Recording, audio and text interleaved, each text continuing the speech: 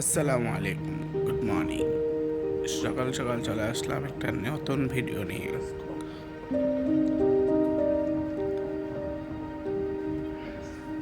চলেন এখন বাইরে যাচ্ছি, গিয়ে নাস্তা করি, তারপর এসে আপনাদের সাথে আবারও কথা বলতেছি।